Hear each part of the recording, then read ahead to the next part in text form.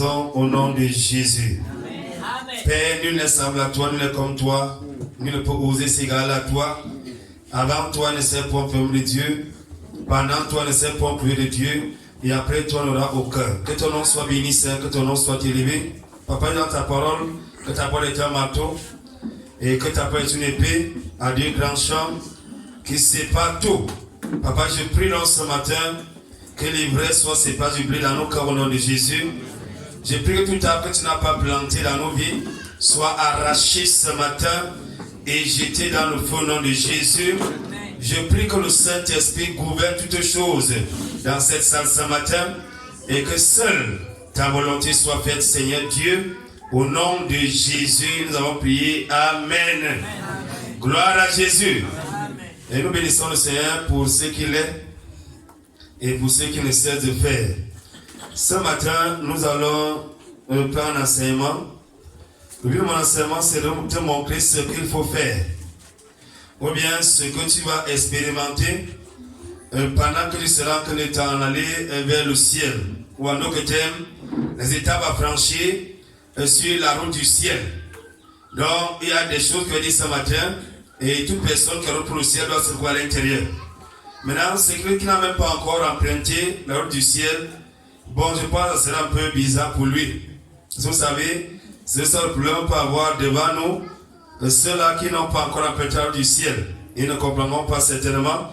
Mais pour ceux qui sont pour le ciel, ils vont se retrouver dans ce qui sera en train de dire. Et voilà pourquoi il faut que ton cœur soit disposé et que le Saint-Esprit t'aide ce matin à comprendre ce qui sera dit avec les oreilles de l'esprit et non pas avec les oreilles de la chair.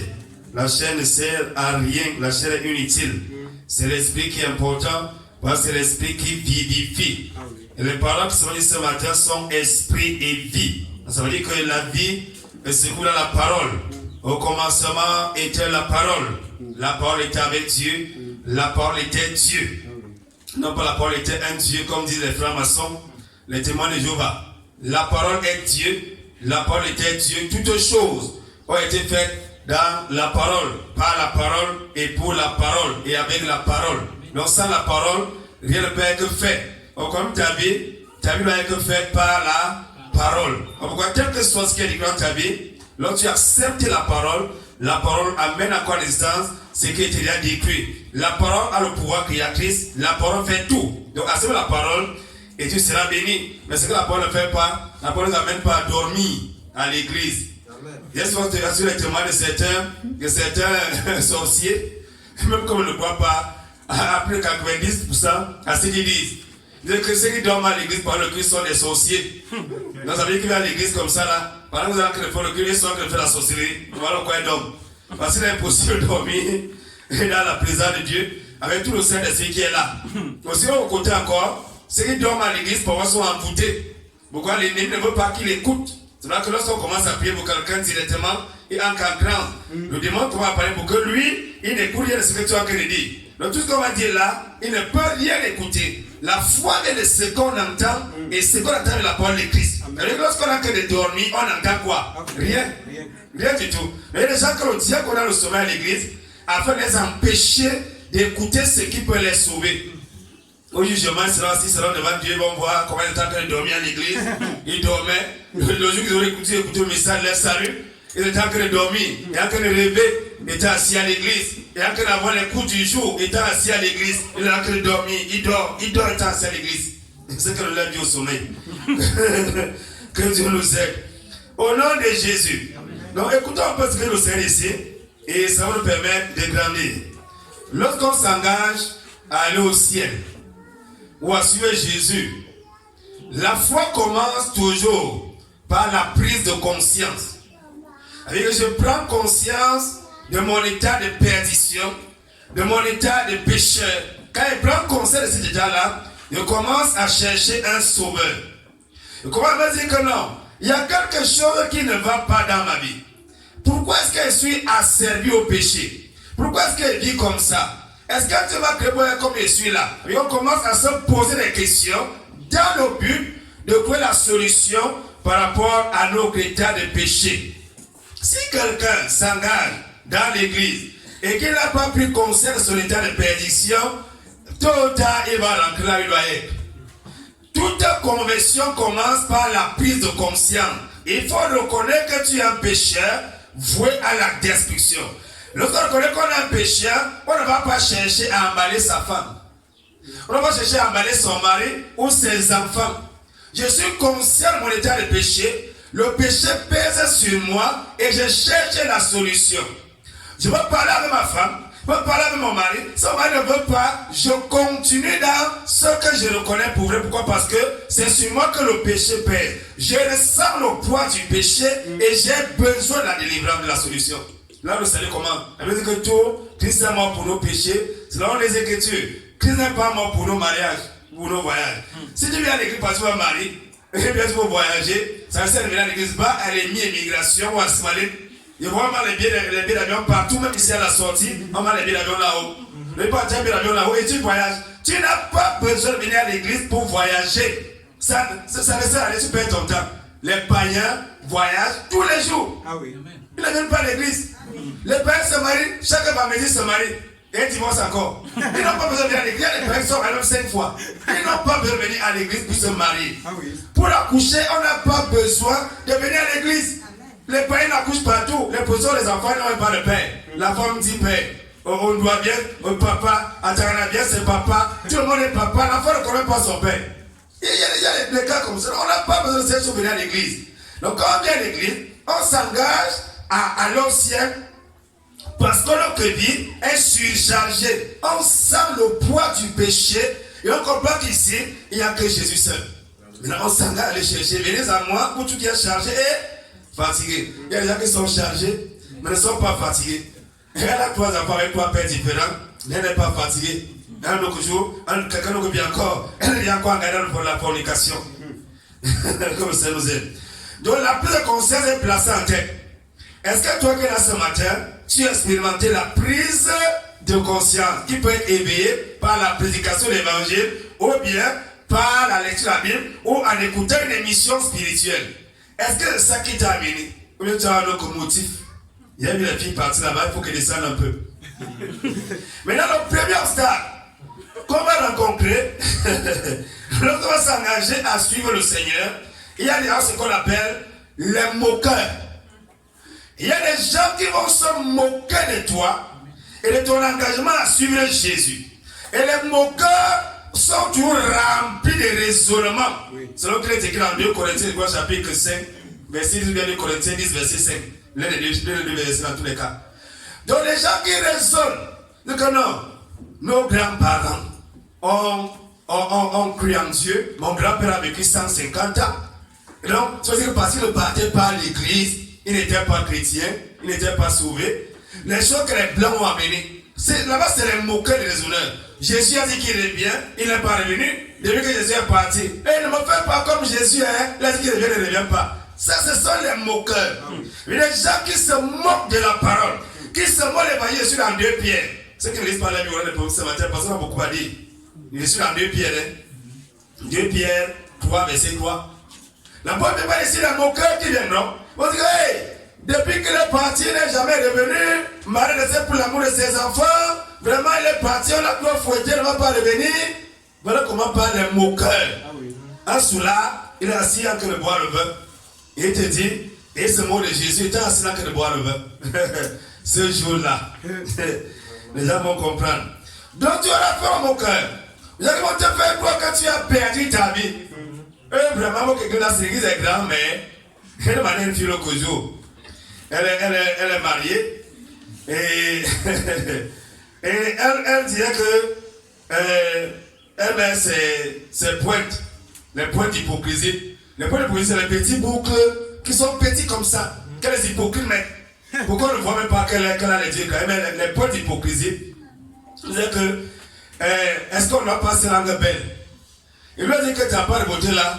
Moi, je sais pas là, si la beauté c'est là les bijoux, vous êtes à côté. Si la beauté c'est les bijoux, ça ne vaut pas la peine. La beauté est naturelle. Donc, si tu penses que tu n'appelles pas les bijoux, vraiment c'est malheureux. Moi, ma femme est très belle sans bijoux. Elle n'a pas besoin de bijoux. Elle n'en a pas. Donc, si tu penses que c'est les bijoux qui te rendent belle, vraiment tu es égaré. Frère, il y a des gens comme ça, qui t'amènent à comprendre que tu es perdu. Comment une petite fille comme ça là, tu ne mets pas ton corps en valeur? On met un corps en valeur à cette position. Ça c'est désoler ton corps, ce qu'elle lui enseigne. Donc il y a des gens qui vont se moquer. Ils vont dire que non, vraiment, tu es déjà bizarre. Un jour, c'est la première fois que quelqu'un m'a traité de faux. C'est le jour qu'il avait déclaré, on était en train de faire une formation en électricité pour le réseau haute tension, basse tension. Et ils ont déjà dit comment, quand ils vont commencer à travailler, ils vont prendre beaucoup d'argent chez les clients. Vous savez, les Camerounais sont des voleurs, ils volent le courant. Donc, ils savaient qu'ils n'avaient pas l'argent chez les gens. Et j'ai dit à un que, même si, même par miracle, je ne peux même pas le regarder, il m'a dit que regarde un fou. Il m'a dit que je suis fou. Et ça fait quoi, lorsqu'on a commencé à travailler, mon cousin réclame ma part. Il disait qu'il faut qu'on lui donne ma part, il était dans une équipe de 6 personnes. Vous voyez pas, ils explorent les gens, ils peuvent 100 000. Ils vendent encore les poteaux, ça fait beaucoup d'argent. Frère, je préfère marcher à pied que de regarder. Je ne peux pas regarder. Vous irez en enfer. Mais il disait que non, donnez-moi la part de mon frère.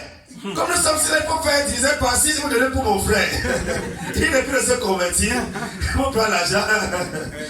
L'argent du faux. Donc il y a des gens comme ça là, qui vont vous amener à comprendre que vous avez raté vos crédits. Je me rappelle un jour, je suis allé acheter. Le matin, le Christ avait une femme. Et le vendeur voulait que je me mette de son côté afin qu'on supporte cette femme-là et il me donne l'occasion. J'ai refusé. Il me dit que vraiment, voilà pourquoi vous les pasteurs, vous êtes pauvres. Vous allez mourir pauvres. Vous allez mourir pauvres. Il me fait mourir pauvre. Quand il n'y a pas l'argent qu'on a globé quelqu'un avec. Amen. Je ne peux pas le faire. Il m'a dit que je ne suis pas dedans. J'ai bien avec quelqu'un, dit que bon, donne 10 100 000. Après, on me dit, ben, ça, qu'on me fait quoi? Alors que j'ai ici, frère. Ce n'est même là qu'on me nourrir maintenant là. S'il n'y a pas l'argent, il ne peut pas aller à mon couloir. Alors ma brouette, il ne peut pas aller à mon couloir. Il va aller là-bas, au moins 3 000. Au moins 3 000, il n'est pas là-bas. Tu te dis, avec au moins 3 000. Il ne va pas vous aller stocker quelqu'un pour avoir l'argent. Frère, vous allez faire face aux moqueries. Même l'eau glacée. L'eau glacée, une bouteille, c'est 100 francs. Hein? 100 francs. Ça veut dire c'est un vernis. C'est beaucoup d'argent. Donc, frère, les gens vont se moquer de vous. Regarde celle-ci. Ta petite soeur a déjà 2 enfants. Ta petite soeur et son mari. Et même si elle n'a pas marié, c'est son mari. Ta petite soeur qui le construit. Voilà la maison là-bas. Mais toi, tu as les affaires des églises. Marié, tu n'es pas. Tu n'as pas d'enfant. Quand tu vas mourir, qui va me te pleurer? Il y aura toujours des moqueurs. Regarde comment tu es devenu bizarre. Regarde comment tu es laide. Regarde comment tu es devenu laide comme ça. Tu restes comme ça, tu dis que ouais. Donc les gens qui raisonnent, ils te raisonnent, ils disent que non, vraiment, tu es un joussa. Tu as mis comme une grand-mère. Une grand-mère. Comment tu es comme ça? Même un enfant, tu n'as pas. Et après, tu es là, frère. Si tu n'as pas compris, les moqueries peuvent te sortir la foi. Je connais un jeune homme qui voulait commencer la foi à l'époque. Il est rentré le monde à cause de ce que ses amis se sont moqués de lui. À quoi les moqueries là? L'objectif de Satan, c'était de ramener en arrière. Donc il y a des moqueries. Tu vas faire face aux moqueries. Il y a dans les églises. Il y a des gens là, c'est comme ça que vos parents parlent de vous. Quand vous n'êtes pas là, ils vous critiquent, ils vous insultent. Mais dès que vous venez payer votre argent, donc il rappelle aux gens que mon argent c'est l'argent des églises. Donc si vous payez mon argent, vous payez l'argent des églises. Vous voulez rester chez moi, c'est dans la maison des églises. Donc tout ce que j'ai c'est pour les églises. Le travail que j'ai c'est pour les églises. Parce qu'ils viennent prendre l'argent des églises, mais ne veulent pas l'église.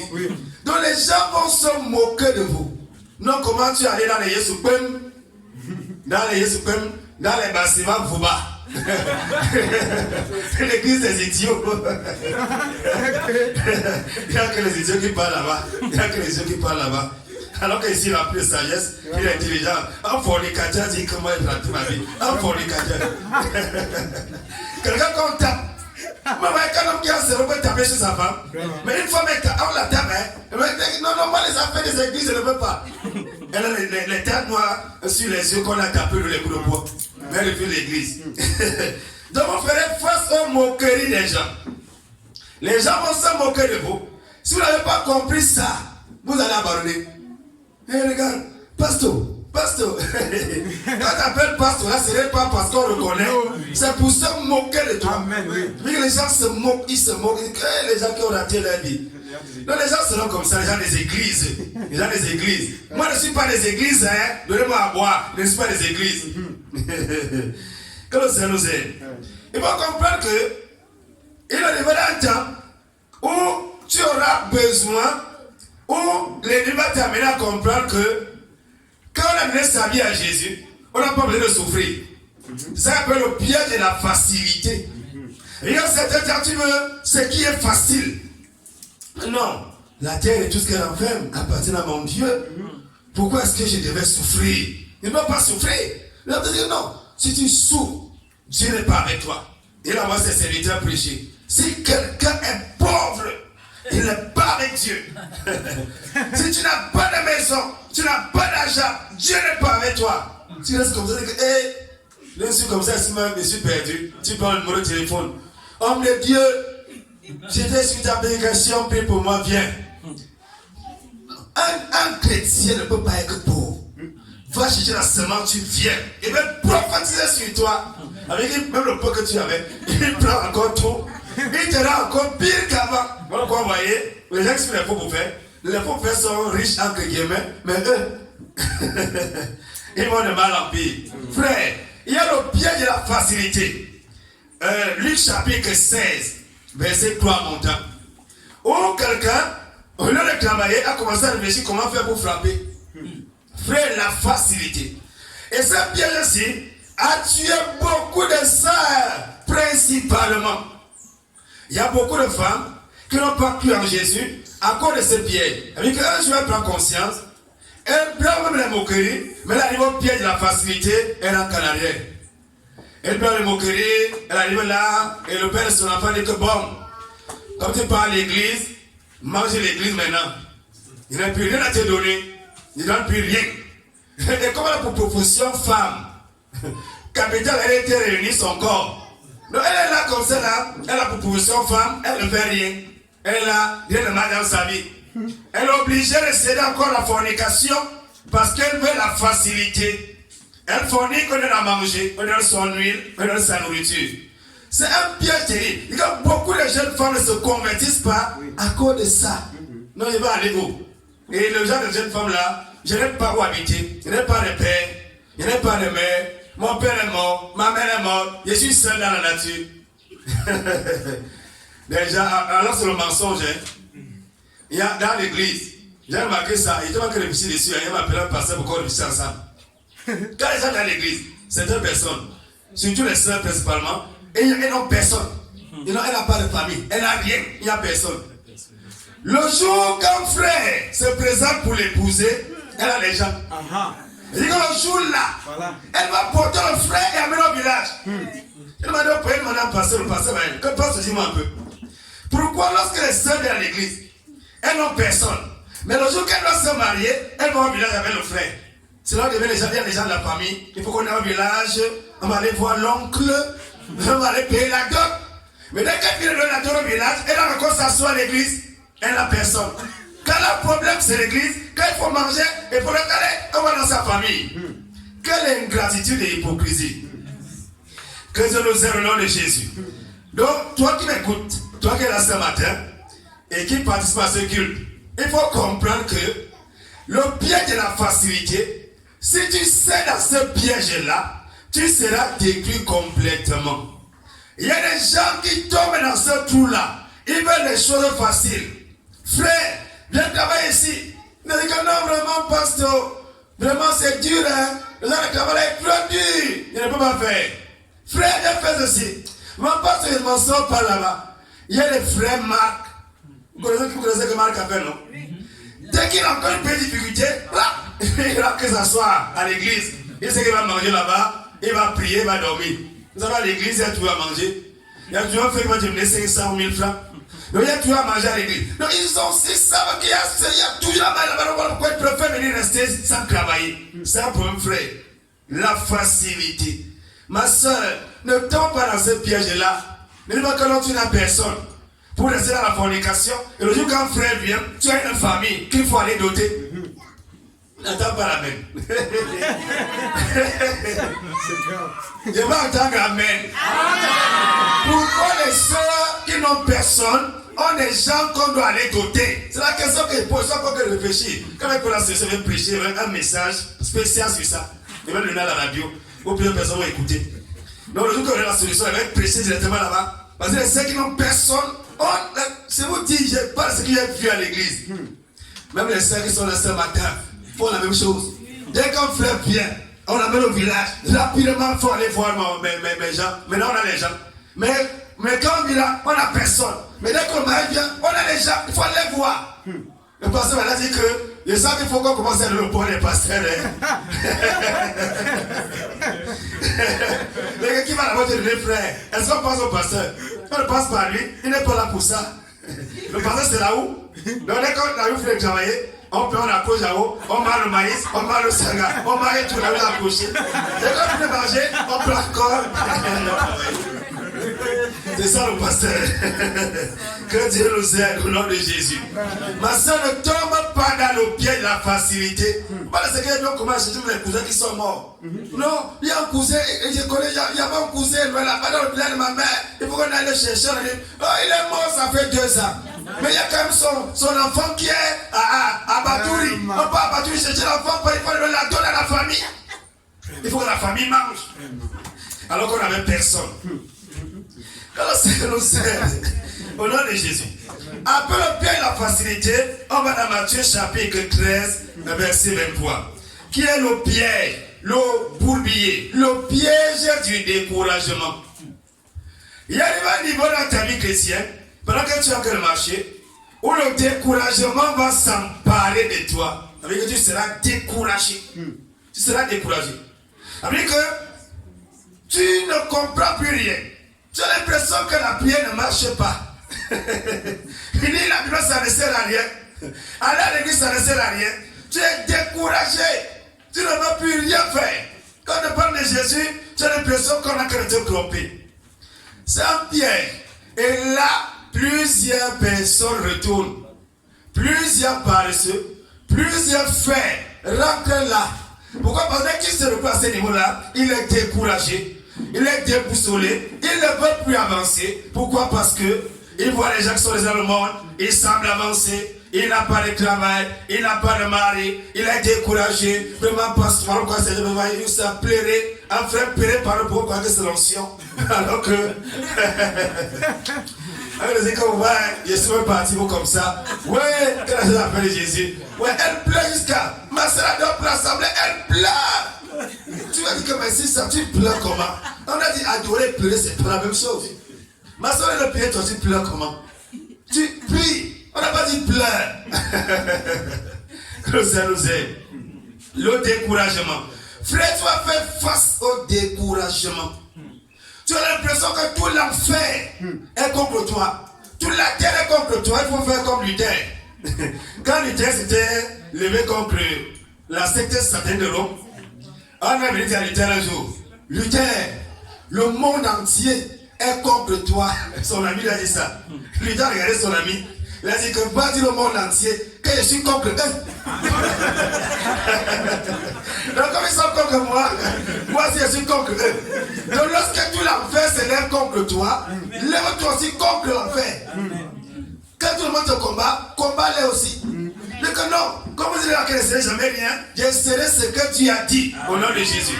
Donc il faut rester focalisé sur Jésus. Quand le découragement vient, appuie-toi sur les promesses de Dieu. Amen. Il est impossible que Dieu mente, frère. Amen. Dieu peut tout faire, sauf mentir. Donc, ce que Dieu a dit, il l'accomplira certainement. Certainement. Gloire à Jésus. Que le Seigneur soit béni au nom de Jésus. Et sur la Matthieu chapitre 13, verset 23. La Bible dit que la parole est sémée dans les cœurs. Et vous allez voir que certains cœurs portent du fruit. Il y a des cas qui ne portent pas de fruit. Il y a d'autres qui ne portent rien. Le diable vient, il enlève. Par exemple, on prend l'église, le diable enlève tout. Il y a des gens comme ça, le diable enlève tout. Il arrive à la maison. On a dit quoi à l'église? Aimez-vous les uns les autres. On a dit quoi à l'église? On va repartir mardi. Ils ne retiennent rien de ce qui est dit. Rien. Ils ne peuvent pas faire le résumé de 5 minutes. Pourquoi? Parce que la parole ne prend pas de racine dans son cœur. Frère, le découragement. Il y a des gens qui se disent, quand on commence à voir certaines personnes, quand on a quelqu'un qui dormait à la maison, à l'air du culte, vraiment, vous savez les gens il ne faut pas les aider à tomber en enfer. Comme ils sont là-bas, mieux vous les laisser glisser doucement jusqu'à partir complètement. Il y a des gens à l'église, ils sont tellement tordus, comme si j'étais à régresser. Et quand je veux régresser une canne qui est tordue, on régresse, elle va se casser. Un poisson fumé, vous régresser comment? Tu mets dans l'eau, ça se miette, tu régresses, ça se casse. Donc il y a des gens comme ça à l'église. Ils sont tellement tordus que ça ne sert à... Tu cherches à régresser, c'est fini. Frère, il y a des gens qui sont découragés. Ils sont venus à Jésus avec des calculs et ça ne vient pas.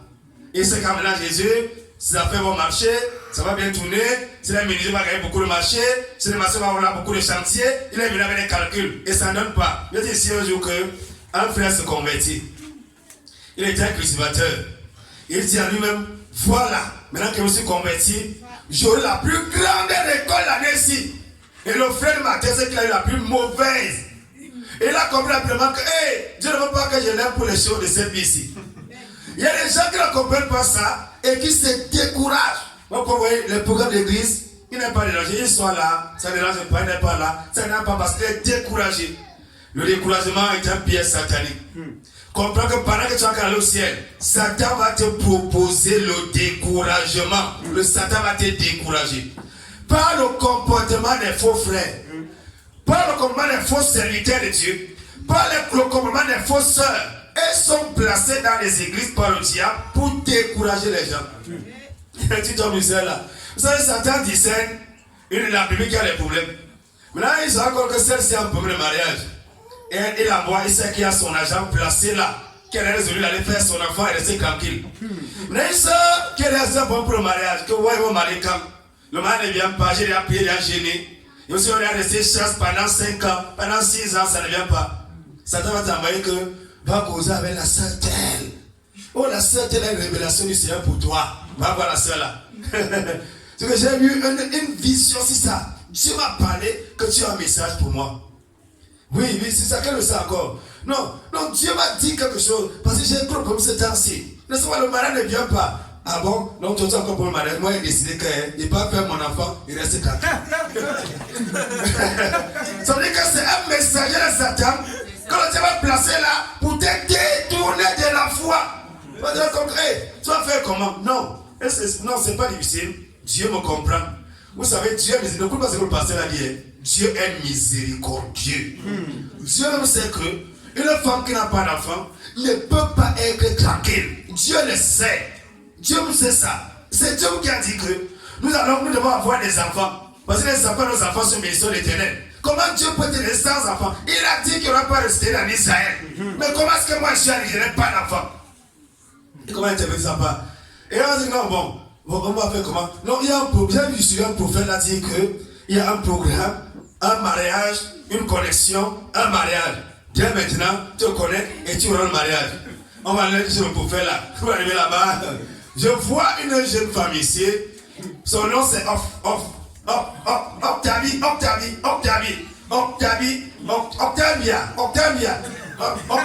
Qui s'appelle Voilà, quelqu'un s'est levé. Et pas de bon. Je te vois aller à Bogada.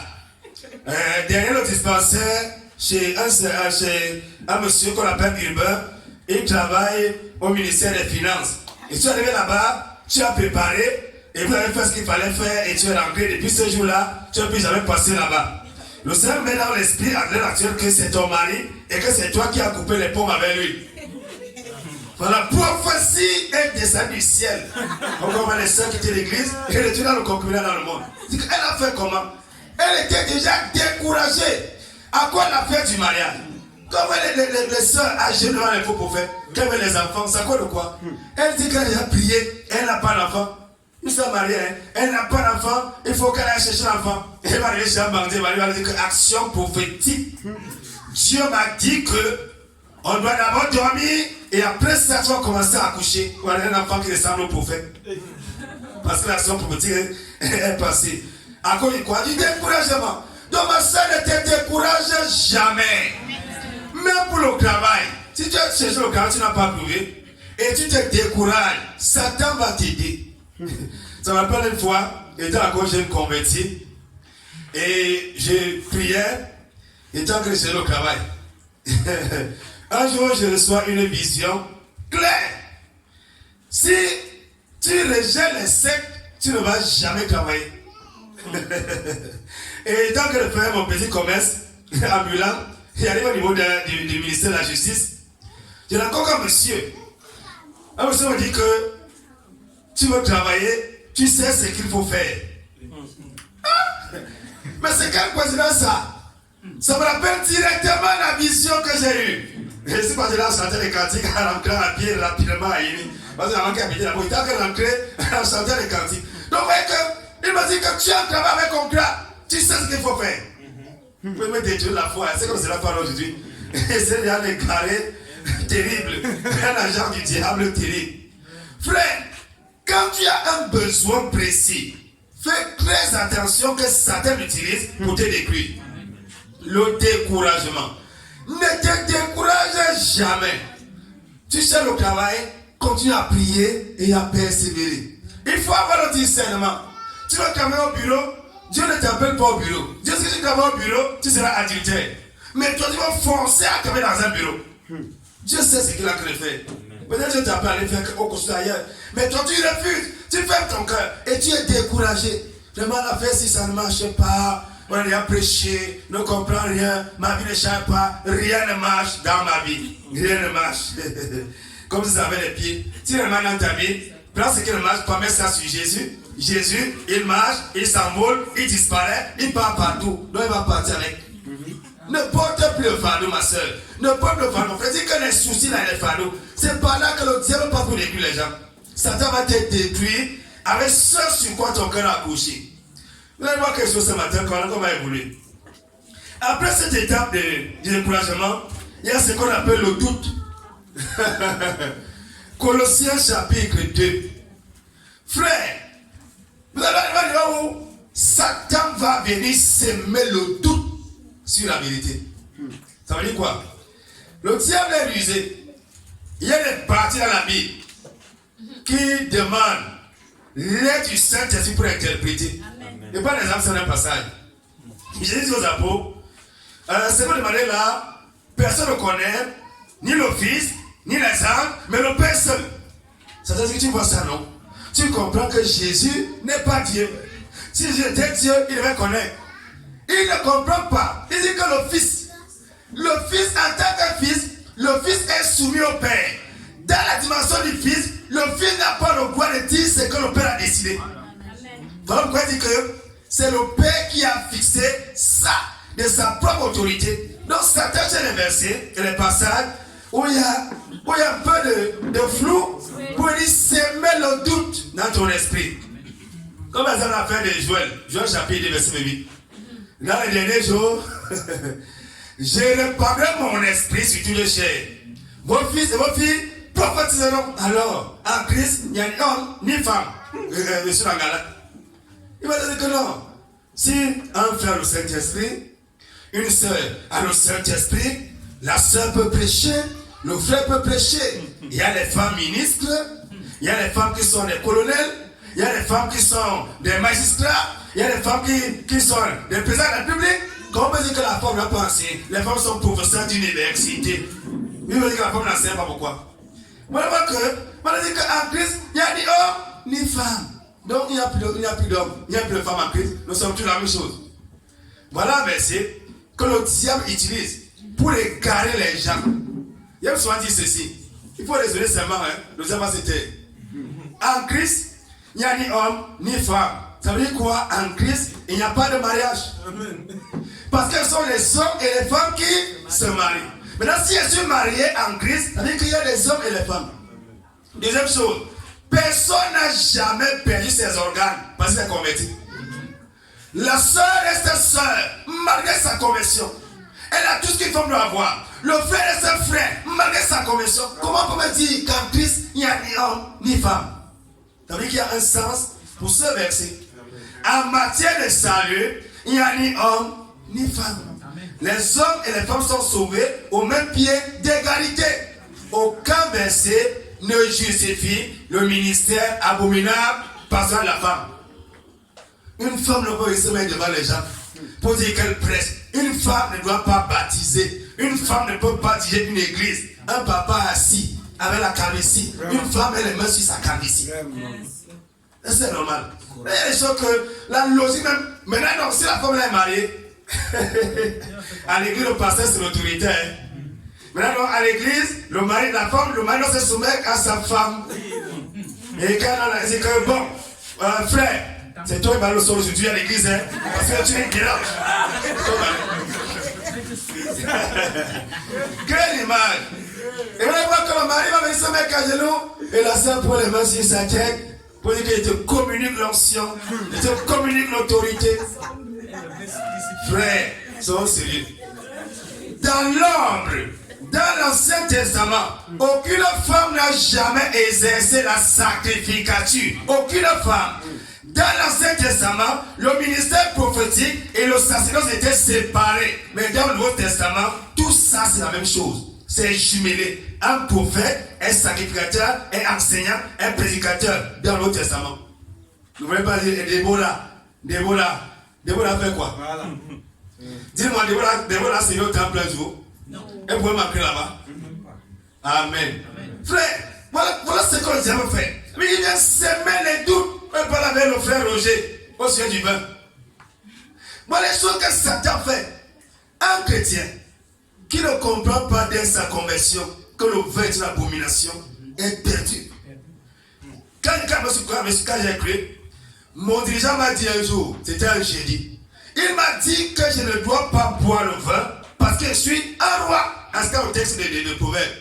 Quand je suis arrivé chez moi, il était couché sur le canapé à la maison. Le Saint-Esprit m'a dit, voici pourquoi un chrétien ne doit pas boire. Amen. Il m'a dit que dans Lévitique chapitre 10, il a clairement dit que quand le sacrificateur vient au temple, il ne devait pas boire. Alors il pouvait boire. Mais dans le Nouveau Testament, je suis le temple d'abord. Ensuite, je suis le sacrificateur. Alléluia. Et c'est dans mon corps que Jésus rend ministère. Amen. Comment le vin peut entrer dans ma bouche? C'est une impureté. Amen. Ça, c'est les enseignements de base, on reçoit à la base de notre foi chrétienne. Comme vous avez dit que c'est l'excès qui nuit. L'excès de quoi? Excès de fornication, excès d'adultère, excès de mensonge, excès de vol, excès de corruption, excès d'homosexualité, excès de lesbianisme, excès de pornographie. C'est ça qui nuit. C'est là le problème. Donc on ne parle pas d'excès avec Dieu. Alléluia. Le péché, c'est le péché. Les gens disent que si le vin était mauvais, pourquoi est-ce qu'on le fabrique? Qu'est-ce qu'on a dit? Je suis d'accord avec toi, frère. Frère Camerounais. S'il te plaît, je veux que tu prennes une coupe d'Alain Taille. Tu bois. Bois un peu. On a fabriqué. Il faut boire. Amen. On a fabriqué, non? Il faut boire. Prends le couteau, tu coupes tes têtes, on a fabriqué. On a fabriqué la voiture, va te coucher en route. On a fabriqué le courant, va te coucher en route. On a fabriqué le courant, va mettre tes mains sur les fils. Comment est-ce qui va se passer? Yes. Frère, je vous dis, le doute, c'est quelque chose, quand tu te convertis, attends-toi ce que le diable va t'attaquer dans le doute. Oui. Tu es sûr que tu es sauvé. Tu es sûr que tu es enfant de Dieu. Donc tu es sûr que ceux qui mettent les moulins, ceux qui s'habillent mal ne sont pas chrétiens. Je ne sais pas donner l'enseignement, on est en train de partager. Combien d'églises y a-t-il? Il y a combien de foi? Il y a combien d'esprits? On a cet enseignement-là. Frère, ce qui amène les gens à croire n'importe quoi, à croire que les chrétiens partout, c'est la mauvaise compréhension de l'église qu'ils sont dans leur esprit. Si vous ne connaissez pas Dieu, vous avez des problèmes. Il n'y a pas Dieu partout. Au temps de Noé, il n'y avait que 8 personnes sur toute la terre. Les économes voulaient dire que ceux qui sont là-bas ne sont pas chrétiens. Les autres ne sont pas chrétiens. C'est pas vrai. Tout le monde n'est pas chrétien. Amen. Il y a un seul évangile, une seule église. Amen. Ça veut dire quoi? Si nous sommes les enfants de Dieu, on doit prêcher le même message. Il n'y a pas deux. Il n'y a pas des gens qui seront sur les mèches, les gens qui seront sur les perruques, les gens qui seront sur les mini. Ça n'existe pas. C'est une séduction du diable pour s'aimer le but dans la vérité. Et je vois quelqu'un en montagne, il vient avec les gourmettes, les chaînes, les chevaliers, il est devant toi. J'ai eu une révélation sur le ciel et l'enfer. Dieu m'a amené en enfer. J'ai vu les gens en enfer. Et Dieu m'a dit, regarde mon fils, ces gens-ci n'ont pas cru à moi qu'elle était sur la terre. Tu l'as compris que le Dieu l'a mieux changé.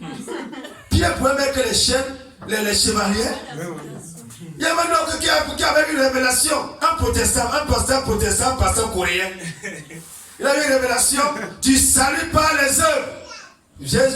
C'est moi qui ai dit la traduction pasteur Bahel. Il m'a dit le pasteur. Le CNC est une ville du diable. Il m'a dit que pourquoi? Il dit que non. Ce monsieur-ci a en train d'enseigner le salut par les œuvres. Comme on enseigne l'église protestante que par les œuvres tu seras sauvé.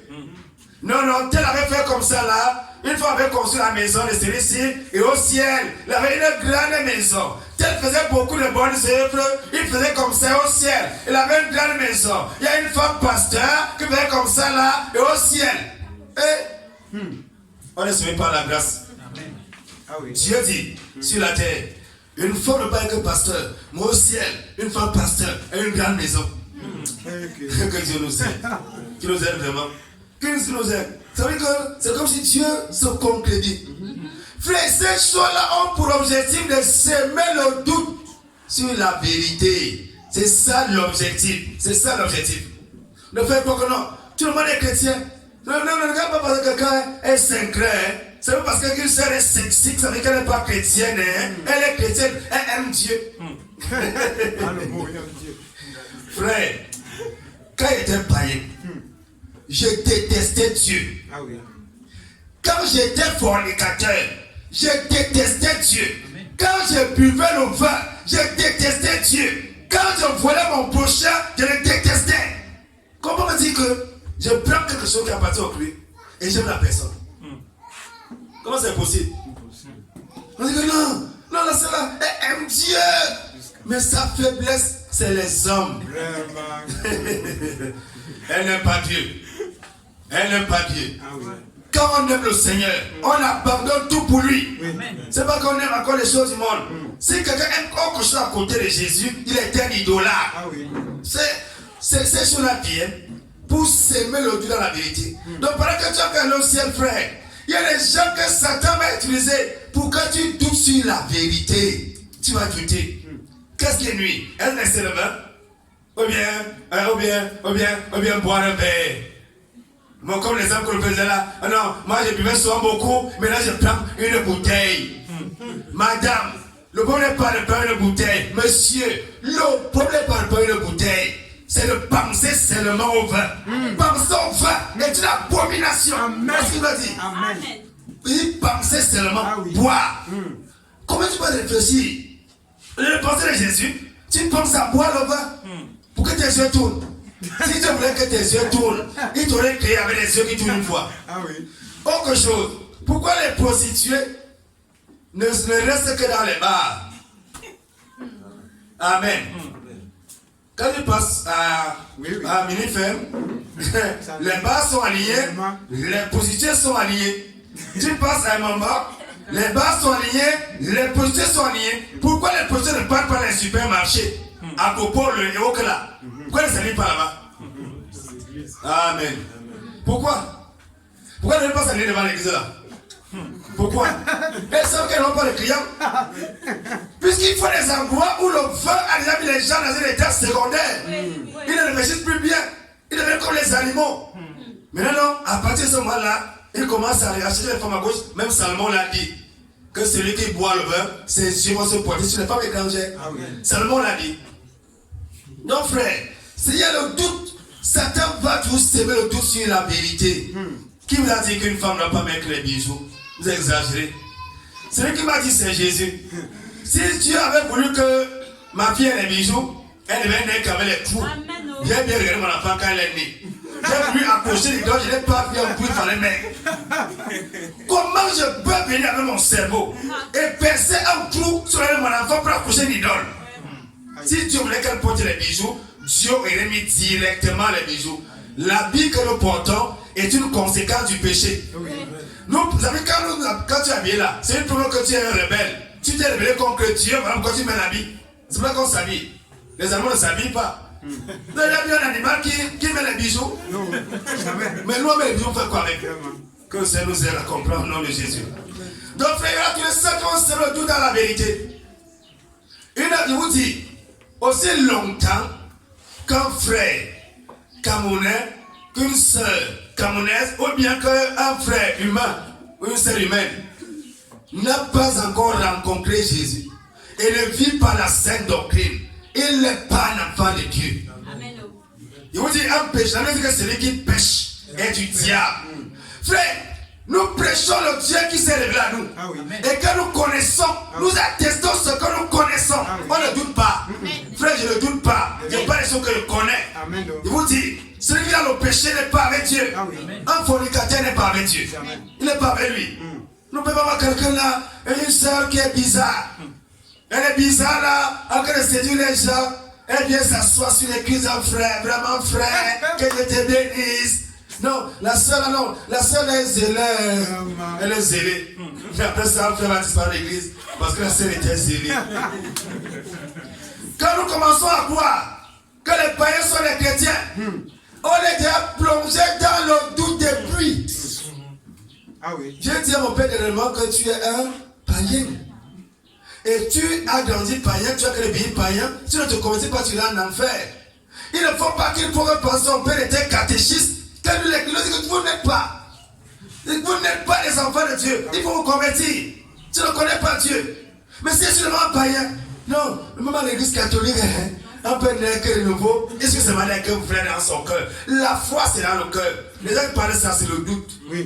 C'est les gens qui ont le doute sur la vérité, c'est que la foi, c'est dans le cœur. Non, frère, hey, j'ai vu un adventiste parler de Jésus. J'ai été touché par cet adventiste-là. Ça veut dire que celui qui a faim, toute la nourriture est bonne dans sa bouche. Un frère qui n'a pas Jésus et qui a affamé, toutes les prédications sont bonnes. Non, c'était édifiant. Le séminaire là, c'est l'un des plus grands séminaires où j'ai assisté. Pertinent. Il a donné 10 000 à l'entrée, ou 5 000. Il n'y a pas Dieu dans ces choses-là, frère. Et pourquoi nous sommes sérieux? C'est le doute. C'est les gens qui doutent sur la vérité. Ils sont en train de douter. Parce qu'ils doutent. Non, le protestant aussi, non, c'est les enfants de Dieu. Ils ne sont pas les enfants de Dieu. C'est les païens. Amen. C'est les païens. Frère, aucun prophète dans la Bible n'appelait chrétien un païen. Même les rois d'Israël les appelaient impies. Mais pourquoi nous aujourd'hui? Tout le monde est chrétien. Non, le pasteur là, non, c'est un bon pasteur. C'est pas qu'il y a eu un problème. Bon, il ne peut pas avec sa femme, tout le monde peut avoir des problèmes. Et il a divorcé, c'est le marié, mais quand l'homme la prêche, oh, vraiment tu es béni. Il y a un homme comme ça, la peau de l'enfer, qui a divorcé et qui s'est marié. Ah, je suis avec un frère bizarre. C'est vrai qu'il y a quand même pourquoi il a dit que tu connais cet homme. Je veux dire que tu connais déjà l'apôtre. Oui, tu connais l'apôtre marron. Il dit que il connaît les soeurs de loi là. Non, c'est un prédicateur, la sainte doctrine. Oh, il prêche quoi, frère? Un divorcé prêche quoi? Il dit que frère, qu'est-ce qu'un divorcé peut prêcher? Frère, c'est ça le doute. Si elle commence à le mettre, qu'un divorcé peut prêcher, ça veut dire que moi, je peux aussi divorcer. Et il veut prêcher. Ça ne va pas suffire, c'est pas de sa femme, mais il a dit que non. Si le pasteur, tu ne le comprends pas, Dieu comprend. On demande comment tu vas faire quoi avec ton ami là? Non, ce qui ne comprend pas. Mais Dieu comprend. Dieu va comprendre quoi, frère? Frère, on doit avoir le courage de dire au pasteur divorcé, remarié, vous n'avez rien à voir avec le ministère, vous êtes des adultères. On doit dire au polygame, droit dans les yeux, tu es en enfer, tu es un impudique. La polygamie est un péché. Vous êtes là, les gens selon la complaisance. Non, bon, s'il a plusieurs femmes, et qu'il est fidèle à cette femme-là, bon, on croit quand même que non, Dieu peut. Bon, Salomon, nous ne sommes pas dans le même contexte. Salomon était un égaré. Salomon était dans l'homme. Comment voulez quelqu'un qui est dans l'homme puisse voir clair? Il ne voyait pas, c'était un aveu. Dieu n'habitait pas en lui. Le Saint-Esprit était sur Salomon. À un moment, Salomon l'a chassé. La Bible dit que Dieu l'a parlé 3 fois. Il n'a pas écouté. Il n'a pas écouté, frère. Donc le doute, c'est un élément dangereux. On commence à croire que tout le monde est frère. Non, tout le monde est chrétien. Non, on croit partout. Les adventistes du 7e jour sont aussi des enfants de Dieu. Hein? Alors c'est une secte. On commence à croire que les témoins de Jéhovah sont aussi des enfants de Dieu. C'est des chrétiens. Alors que on connaît bien que le Charles Lucien était franc-maçon. On commence à croire que Billy Graham était un grand évangéliste. Hein? Alors que son nom vient après celui de Bill Clinton. Dans la franc-maçonnerie. Billy Graham était un franc-maçon. Il était un franc-maçon. Il y a des gens qui parlent, c'est un puissant évangéliste. Ils ont mis ses livres. C'est un franc-maçon. Pourquoi le jour qu'il est mort, on lui a donné son nom maçonnique. Le jour qu'il est mort. Il y a des gens qui prennent plein d'évangélistes. Non, c'est un. Il y a un autre là que le nom m'échappe un peu. C'est Jimmy Swaggart. Un adultère de premier degré. Ça veut dire qu'un adultère hors échelle. Ça veut dire quand les adultères, il sort. Ça veut dire qu'il est placé hors échelle. Il a fini l'adultère. Mais les gens l'appellent, non, c'est un puissant évangéliste. Le frère. Le manque de discernement et de vérité va nous détruire. Si quelqu'un couche avec les femmes, les prostituées, qui prennent les prostituées, quand la caméra s'aventure avec les prostituées, un évangéliste, frère, que moi, ça ne vaut pas la peine qu'il prêche. Là, il veut parler comme le frère Hassan avait dit, comme, pourquoi est-ce que je me suis purifié? C'est quand ça me dit dans un somme là. Pourquoi est-ce que moi, je me suis purifié si le méchant doit prospérer? C'est ça, bien frère, c'est pour semer le doute. Billy Graham est un franc-maçon. William Marion Branham est un sataniste, même s'il fait des miracles de haut niveau.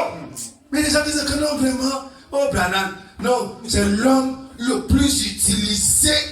Vraiment, j'ai vu Dieu venir à ma chambre, à la personne de Marion Branham. Un jour, Branham me dit que, il m'a dit que il est avec Branham comme Moïse et Josué. Il ne s'écarte ni à gauche ni à droite. Alors, il m'a dit un jour, il parlait avec nous un jour. Il m'a dit que là, la connaissance du bien et du mal n'était jamais le fruit comme par là. Ce n'était pas ça, parce que c'est la doctrine là-bas. Maintenant, c'est que Caïn était l'enfant du serpent. Donc, elle a eu une rapport sexuelle avec le serpent. Et ils ont eu Caïn. Alors que dans Genèse chapitre, Caïn est bien dit Adam connu. C'est bien écrit dans ta Bible. Mais Brandon enseigne quand même que Caïn est le fils du serpent. Et oui, il enseigne. Il y a beaucoup de choses classées. C'est fautif. Il m'a dit que ce n'est jamais. Il m'a dit que je lui prouve que c'est un fruit. Il m'a dit que c'est simple, mon frère Camerounais. Amène-moi au jardin d'Éden, il te manque là. Dès qu'on arrive là-bas, il dit voilà ça là-bas. Amène-moi, il va te manquer là. Frère, le doute. Non, le baptême se fait au nom de Jésus. Pierre, avant la Pentecôte, n'avait pas encore la révélation. Donc quand le Seigneur est venu, Pierre a eu la révélation. Tu es besoin au nom de qui? Du Père, du Saint-Esprit, c'est pas un baptême. Il faut le prendre. Le baptême, c'est au nom de Jésus. Le doute sur la vérité. La Trinité, c'est une doctrine catholique. Frère, si un païen dit Jésus est Dieu, ça ne change rien. Jésus est Dieu, point barre. Donc si un catholique dit que la Trinité est biblique, ça ne change rien sur la vérité. La Trinité est biblique. Je ne peux pas nier ça parce qu'un catholique a dit. Et parce que un païen dit quelque chose qui est vrai, on doit arrêter parce que le païen qui a dit non. Quand c'est vrai, on reconnaît non, ça c'est la vérité. Donc il faut comprendre ici que l'objectif de cette histoire-là, c'est de terminer dans l'idolâtrie. Dans les tabernacles de Branham, Jésus est l'alpha, Branham est l'oméga. Jésus est la parole écrite, Branham est la parole parlée. Un sorcier.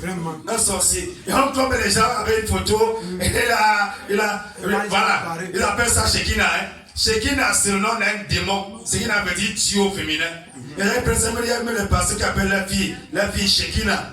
Il pense que c'est la gloire. Shekinah n'est jamais la gloire. Shekinah, c'est une ruse satanique. C'est le nom d'un démon, ça veut dire Dieu au féminin. Dieu en même temps homme et femme. Que Dieu nous aide. Au nom de Jésus. La Shekinah, quand on dit Shekinah là, ce n'est jamais la gloire de Dieu. Jamais. Jamais. Ça veut dire que Dieu est en même temps homme et femme. Que le Seigneur nous aide. Au nom de Jésus. Qu'il nous aide. C'est comme ça qu'un Chinois dit que une Chinoise dit que Jésus est déjà revenu. Il est allé en Chine et il s'est incarné dans une Chinoise. On va t'entendre. Il y a une sorcière au Bénin, où c'est où là? Elle se fait nommer la parfaite. Elle dit que c'est elle. Le Dieu qui a creusé la terre, le Père de Jésus, c'est elle. Une petite femme, hein? Une petite femme. Que Dieu nous aide. Au nom de Jésus. Elle dit que c'est elle qui a creusé la terre, c'est elle. Et pour voir comment les gens se prosternent. Non, non, que Dieu est patient quand même. Je vois quelqu'un, les gens dansent, ils la carrière vient, les gens dansent, ils se prosternent. Mais que non, j'ai vu mon Dieu. J'ai vu mon Dieu aujourd'hui. Et l'avortement, c'est quelque chose. Frère, toutes ces choses, c'est pour s'aimer les doutes sur la vérité. On va dire que non.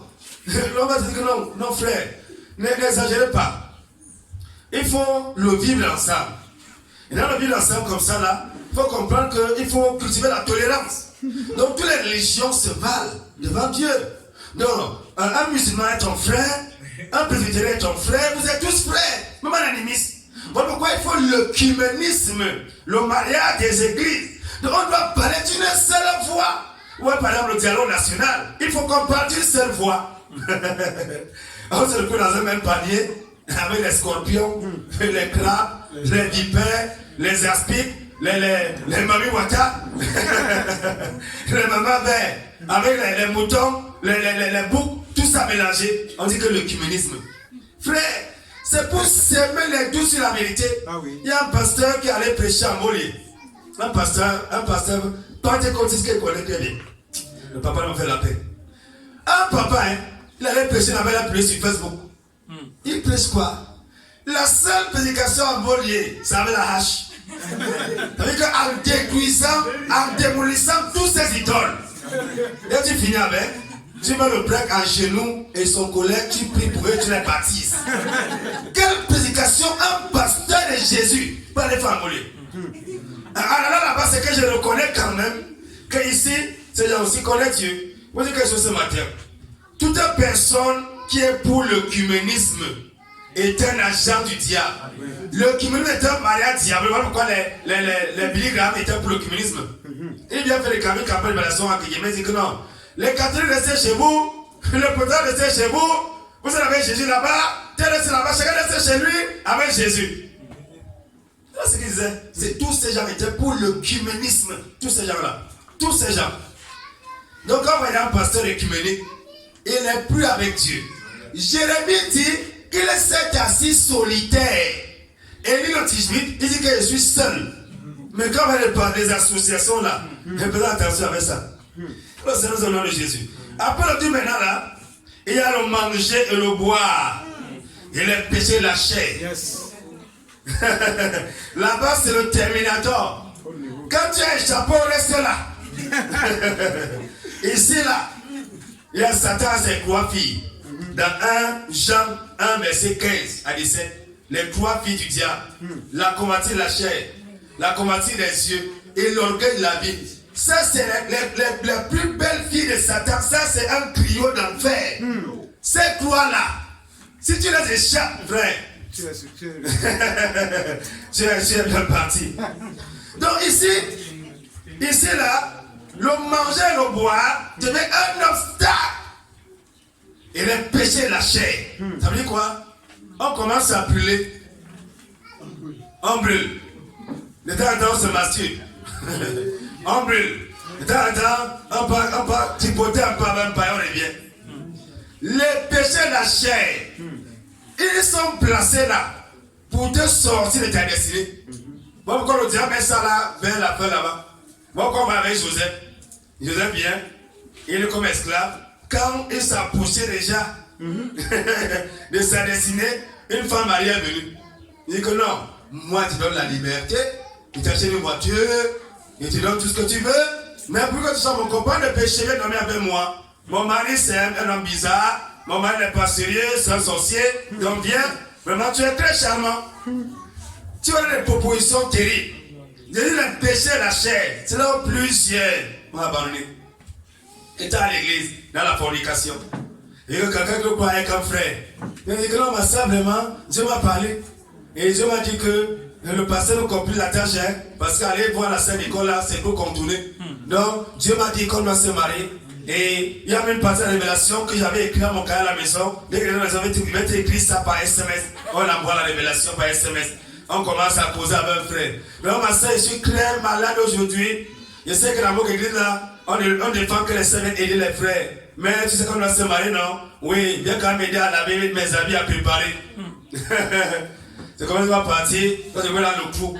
Ici, qu'un jour, il y avait une sœur qui aimait Dieu, qui m'a dit la sanctification. Et elle voulait épouser un frère bizarre.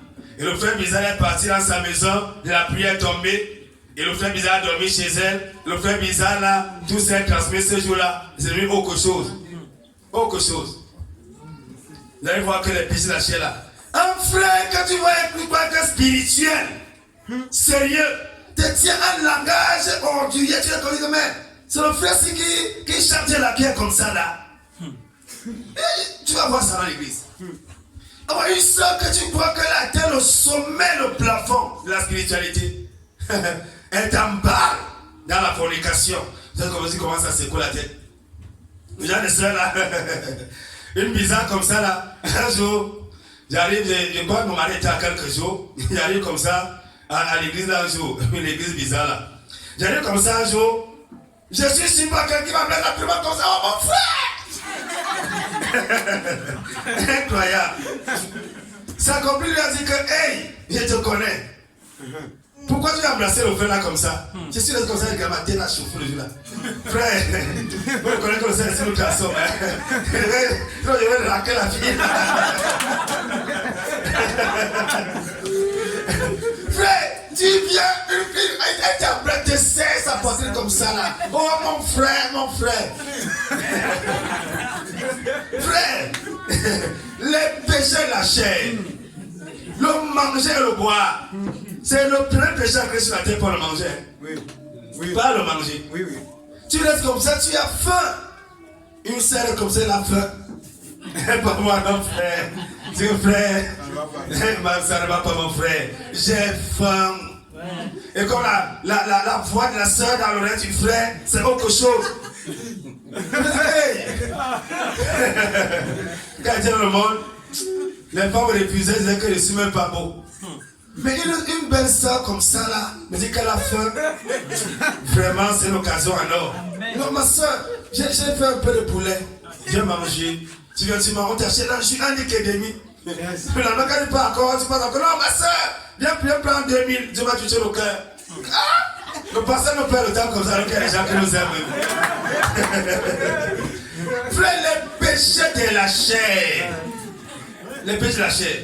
Tu restes là, tu lui une chambre. Et il n'a pas de quoi payer la chambre. Le bailleur dit qu'il va te mettre dehors. Non, tu es à l'église, non? Et c'est ce que Jésus t'apprend là-bas. Tu sais que ton pasteur t'enseigne que tu es dans la maison que tu ne payes pas. Tu fais quoi? Tu payes ma chambre, tu sors. La scène de la certaine sort. Elle prend son téléphone. Elle fait qu'elle comme si l'appelle. Elle bip. Elle ne bip pas André. André, son copain de terminal. Quand elle fait terminal A, André était en terminal C. Elle était son copain. Maintenant, elle a cru en Jésus. Elle a barré André. Maintenant, elle bip André. Hey! C'est le mot de qui ici là? Il voit seulement comme ça là. Il appelle. Oh, mon amour, c'est comment? Qui est ton amour? Je suis un enfant de Dieu. Pardon-moi, pardon-moi. Comment tu vas alors? Je suis là. Je voulais quand même que tu peux m'aider à payer ma chambre là. Oh, il n'y a pas un problème. Viens prendre l'argent. Viens le soir. Il y en a qui le travail vers 18h. Viens prendre l'argent. Puis ça va dormir champagne. Parce que prendre l'argent de la chambre. Mais le problème, c'est non. Voici aussi l'argent de la nation. Hein. Mais quand je m'ai préparé, pense aussi à moi que tu sais que je ne suis pas encore marié. Tu m'as refusé pour les églises. Donc moi, je suis encore célibataire. T'attends toujours, hein? T'attends toujours. Que le Seigneur nous aide au nom de Jésus. Donc, comment ça va se retrouver encore à me parler dans la fornication à cause du manger et du boire. Je vous dis que c'est le plafond. Les péchés de la chair. Tu t'amuses avec ça. Ça te sort de ta destinée. C'est ça qui a sorti beaucoup de pasteurs. Ça te sort. Une femme arrive à l'église, elle va te donner l'argent vraiment. Et l'homme de Dieu n'a qu'un petit soin. Après ça, pour un pasteur détourné de la vérité, encore je suis une femme. Non, pas seulement, c'est il est bien adultère. Vous savez, lorsque vous détournez la vérité, la conséquence logique, c'est quoi? L'adultère va suivre. Et que c'est adultère. Il est là d'adultère. Parce que le mensonge va venir aussi. Il faut cacher. Il faut cacher son péché, qu'on lui a prêché. À sauter, vraiment, j'aime Jésus. Ça fait 20 ans que j'ai cru. Tu as bien ça 20 ans, mais tu es adultère quand même. Tu es adultère. Frère, dans notre marche pour le ciel, les péchés de la chair vont venir. Il y aura un temps où la chair va se lever pour te détruire complètement. Tu restes comme ça, tu restes seulement du mariage. Tu passes seulement au mariage. Tu vas à gauche, c'est le mariage. Tu vas à droite, c'est le mariage. Tous les anciens copains te rappellent. Ils ont pas le numéro. Ça veut dire qu'ils se communiquent comme ça. Non. Hey, j'ai vu, tu connais encore ta go là. J'ai la coco le jour. Ouais, son numéro ici. Donc on va commencer à t'appeler. Te mettre la pression. Ta famille met la pression. Les péchés de la chair, c'est les tueurs destinés. Autre chose maintenant. Pendant qu'on évolue dans le commerce chrétien, c'est ici alors où plusieurs chrétiens s'arrêtent. C'est ce que là, on dit que bon, je pense que c'est bon, ça a été bon. Hein. Le légalisme. Ça veut dire quoi? Romains chapitre 7. Ça veut dire qu'on va servir Dieu par la chair. On va obéir à Dieu par la chair. Et la loi devient irréductible devant nous. Ça veut dire que la loi commence à nous résister. On veut servir Dieu par nos propres efforts. On pense que par le jeûne et la prière, on sera plus saint, plus spirituel. On croit que en faisant ceci, on sera plus agréable à Dieu. On croit qu'il faut faire comme ça pour que Dieu nous approuve. On croit que on s'établit des lois. On croit qu'en demandant le foulard, le Saint-Esprit va se révéler à nous. On croit qu'en demandant sur la Bible, on a beaucoup de visions. On veut obéir à Dieu par la chair. Là, l'apôtre dit, le mal qu'elle ne veut pas faire, c'est ça qu'il fait. C'est Romains chapitre 7. Plusieurs chrétiens sont là. Ils ne veulent pas mentir, ils mentent. Il ne veut pas me dire, il me dit. Il s'engage une vie de à l'intérieur. C'est dans Romains chapitre 7. C'est-à-dire que tu as qu'à le fonctionner par la loi du péché de la mort. C'est-à-dire que la chair, en quelque fait ça dure. On n'obéit pas à Dieu par la chair. On obéit à Dieu par le Saint-Esprit. Mets-toi du côté du Saint-Esprit, le reste ira. Frère, c'est pas en fermant tes yeux que tu ne vas pas convoiter. C'est pas ne pas saluer une soeur que tu ne vas pas convoiter. C'est pas regarder en brousse quand tu marches à l'eau, que tu ne vas pas convoiter, frère. C'est en apprenant à discipliner son esprit. À discipliner son instinct sexuel. À discipliner ses émotions. À discipliner ses sentiments. Parce qu'il y a des gens qui sont amoureux partout. Là, ils se disent que non, ma soeur, quand elle était ministre, elle est amoureuse. Vraiment. Il y a un gars, une soeur, c'est un peu genre là. Il est amoureux. Non, vraiment, la soeur si même, la façon qu'elle sait là, vraiment, c'est une femme comme ça, c'est au ciel seulement. Amen. Frère, on va obéir à Dieu par la chair. La Bible devient fardeau pour lire. Ça devient fardeau. Même quand on lit, on ne comprend rien. C'est ça le problème. On doit lire la Bible par le Saint-Esprit. C'est par le Saint-Esprit qu'on lit. C'est par le Saint-Esprit qu'on obéit à Dieu. Je me soumets au Saint-Esprit. Mais je laisse ma chair tranquille et je vis sur l'esprit. Je soumets ma chair à mon esprit. Ça veut dire que l'âme se range derrière l'esprit. Pas par les efforts, mais par l'obéissance. Ah oui.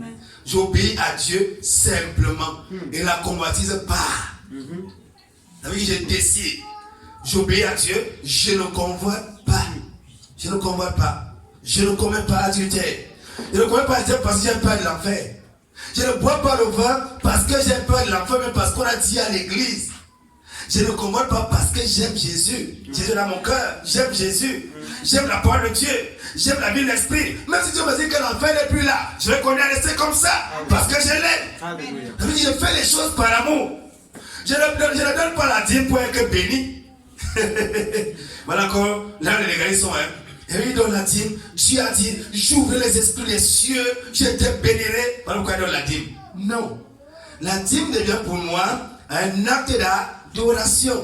J'aime le Seigneur, je donne ce qu'il veut donner à Dieu. Je fais les choses de manière libre. Je ne suis pas concret à faire.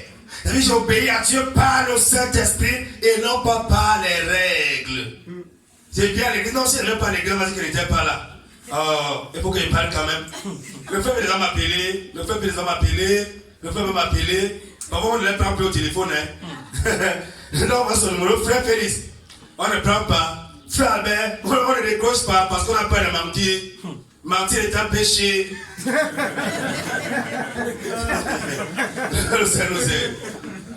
Lorsqu'on est à ce niveau-là, on a Romains chapitre 7. On a que le bagarrer avec le péché. On bagarre. La loi nous résiste. Plus on prêche, plus ma convoitise augmente. Tu as Romains chapitre 7. Je ne veux même pas. Non, parce que quand on prêche contre la fornication, là, c'est comme si les démons de la fornication c'est même contre moi. C'est la Romains chapitre 7. Avec la loi, la parole de Dieu devient une loi pour toi. Ça veut dire que tu reçois la parole comme étant une loi et non pas une vie. La sanctification, c'est une vie normale pour un chrétien. Quand le Seigneur bénit ce matin, on va connaître la prochaine fois. Sur cet enseignement-là. Et quoi tu vas nous aider à comprendre profondément. Lorsqu'on se marre pour le ciel, ce qui nous attend. J'espère que tu as été béni ce matin. Au nom de Jésus, on se met debout.